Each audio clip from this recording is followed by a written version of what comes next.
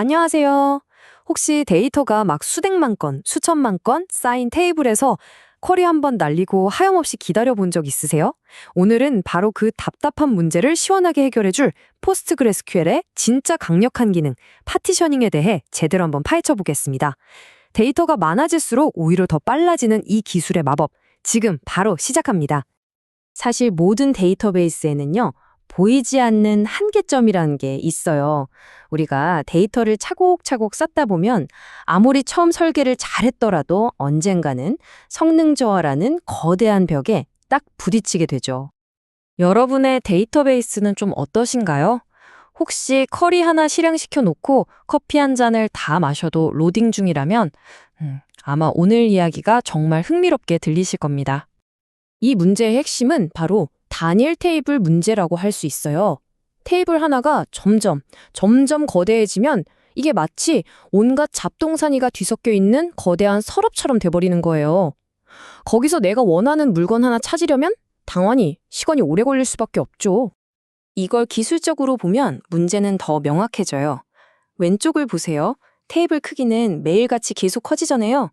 근데 오른쪽의 서버 메모리, 특히 포스트그레스일이 이러는 작업 공간인 쉐어드 버퍼즈는 한정되어 있단 말이죠. 테이블이 이 메모리가 감당할 수 있는 크기를 훌쩍 넘어서는 순간 데이터베이스는 어쩔 수 없이 느린 디스크를 계속 뒤져야 하고 바로 여기서부터 모든 게 느려지기 시작하는 겁니다. 바로 이 골치 아픈 문제를 해결하기 위해 등장한 아주 스마트한 해법이 바로 파티셔닝입니다. 핵심 전략은 분할해서 정복한다. 이거예요. 아까 말했던 그 뒤죽박죽 거대한 서랍을 주제별로 라벨까지 딱딱 붙여서 정리된 파일 캐비넷으로 바꿔버리는 것과 같다고 생각하시면 돼요. 그러니까 파티셔닝이란 건요, 물리적으로는 하나의 거대한 테이블을 잘게 쪼개는 거예요. 하지만 논리적으로, 즉 우리 눈에는 여전히 하나의 테이블처럼 보이게 하는 아주 영리한 기술이죠. 우리 애플리케이션은 바꿀 게 하나도 없는데 데이터베이스 내부에서는 검색해야 할 범위가 확 줄어드니까 훨씬 효율적으로 일하게 되는 원리입니다. 포스트그레에서는 데이터를 나누는 세 가지 핵심 도구를 제공하는데요. 시간에 따라서 나눌 수도 있고 종류에 따라서 아니면 그냥 골고루 나눌 수도 있습니다. 여러분의 데이터에는 어떤 도구가 딱 맞을지 지금부터 하나씩 열어보겠습니다. 첫 번째는 범위 파티셔닝입니다. 이건 주로 날짜나 숫자처럼 연속된 값을 기준으로 테이블을 겹치지 않는 구간으로 나누는 방식이에요.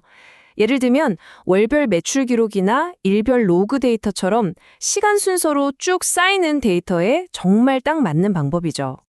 자, 여기 예시를 한번 보세요. 3월 데이터는 세일즈 2023-03이라는 파티션으로 쏙 들어가고 4월 데이터는 세일즈 2023-04 파티션으로 자동으로 분류되죠. 만약에 제가 3월 데이트만 보여줘 라고 쿼리를 날리면 포스트그레스QL은 다른 달 파티션은 아예 쳐다보지도 않아요. 딱 3월 파티션만 뒤지니까 속도가 빨라질 수밖에 없는 거죠. 두 번째는 목록 파티셔닝입니다. 이건 특정 컬럼에 들어있는 값들이 명확하게 딱딱 떨어질 때 그 값들의 목록을 기준으로 테이블을 나누는 거예요. 예를 들어 국가 코드, 지역, 상품 카테고리처럼 딱 정해진 값들로 데이터를 분류할 때 아주 유용합니다. 여기 예시를 보면 스테이트 컬럼의 값에 따라서 데이터가 착착 나뉘는 걸 볼 수 있죠. 유나이티드 스테이츠 데이터는 시티즈 USA로, 이탈리아 데이터는 시티즈 이탈리아로 들어가는 식이에요. 이렇게 두면 특정 국가의 도시만 찾는 쿼리가 다른 나라 데이터는 그냥 건너뛰고 훨씬 빠르게 결과를 가져올 수 있게 됩니다. 자, 마지막은 해시 파티셔닝입니다. 이건 데이터를 나눌 만한 뚜렷한 기준이 없을 때 쓰는 최후의 카드 같은 거예요. 특정 컬럼 값을 해시 함수라는 수학 공식에 넣어서 나온 결과에 따라 여러 파티션에 데이터를 최대한 골고루 분산시키는 거죠. 데이터가 한쪽으로 쏠리는 걸 막아주는 아주 좋은 방법입니다. 자, 이제 이론은 충분히 들었으니까요. 진짜 성능으로 한번 증명해 볼 시간입니다. 과연 파티셔닝이 얼마나 효과가 있는지 실제 데이터를 가지고 직접 한번 부딪혀 보겠습니다. 이번 테스트를 위해서 1950년부터 2022년까지 무려 70년이 넘는 스위스 바젤의 시간별 온도 데이터를 준비했습니다. 이게 수십만 건에 달하는 꽤 방대한 데이터거든요. 우리가 던질 질문은 이겁니다. 가장 더웠던 상위 5개년도의 평균 기온을 찾아라. 이 간단한 쿼리를 두 선수에게 똑같이 실행해 볼 거예요. 한 선수는 모든 데이터가 들어있는 거대한 단일 테이블, 다른 선수는 연도별로 잘게 쪼개놓은 파티션 테이블입니다. 먼저 파티셔닝을 하지 않은 거대 테이블의 결과입니다. 쿼리 실행 시간 380m초가 걸렸네요. 자, 이 숫자를 잘 기억해 두세요. 이게 우리의 기준점입니다. 자, 이제 연도별로 파티셔닝된 테이블의 결과입니다. 과연, 와, 174m초? 보이시나요? 엄청난 차이죠? 이 차트가 모든 걸 말해주고 있습니다. 파티셔닝된 테이블에서의 쿼리가 2배 이상 훨씬 더 빨랐어요. 이게 바로 파티셔닝의 힘입니다. 포스트그레스QL이 전체 데이터를 다 뒤집는 게 아니라 각 연도별 작은 파티션에서 결과를 쏙쏙 뽑아온 다음에 합치기만 하면 되니까 이렇게 빨라지는 거죠.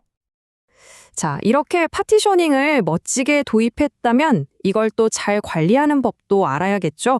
다행히 그렇게 복잡하지 않습니다. 몇 가지 핵심적인 작업만 기억하시면 돼요. 핵심 유지보수 작업은 딱 이 세 가지예요. 첫째, 새 파티션 연결. 예를 들어 새해가 되면 2025년 데이터를 담을 파티션을 미리 만들어 붙이는 거죠. 둘째, 기존 파티션 분리. 이건 반대로 한 10년쯤 지난 오래된 데이터 파티션을 떼어내서 다른 곳에 보관할 때 씁니다. 마지막으로 이미 데이터가 가득 찬 일반 테이블을 이 파티션 시스템 안으로 합류시키는 기존 테이블 연결도 가능해요. 아주 유연하죠? 그리고 이건 정말 중요한데요. 가로 기본 파티션입니다. 이건 일종의 안전망이에요. 혹시라도 우리가 정해놓은 규칙에 맞지 않는 데이터가 들어올 경우 이 기본 파티션이 모든 걸 다 받아줍니다. 만약 이게 없다면 소중한 데이터가 그냥 오류와 함께 허공으로 사라져버릴 수도 있어요. 꼭 만들어 두어야 합니다. 자, 그럼 오늘 내용을 한 문장으로 정리해 볼까요? 파티셔닝은 느리고 다루기 힘들고 거대하기만 했던 테이블을 작고 빠르고 관리하기 쉬운 고성능 시스템으로 재탄생시키는 아주 현명한 데이터 설계 전략입니다. 여러분의 데이터는요, 앞으로도 계속 그리고 분명히 더 늘어날 겁니다. 자, 그럼 마지막으로 다시 한번 질문을 던지겠습니다. 여러분의 데이터베이스는 그 엄청난 성장을 감당할 준비가 정말로 되어 있으신가요?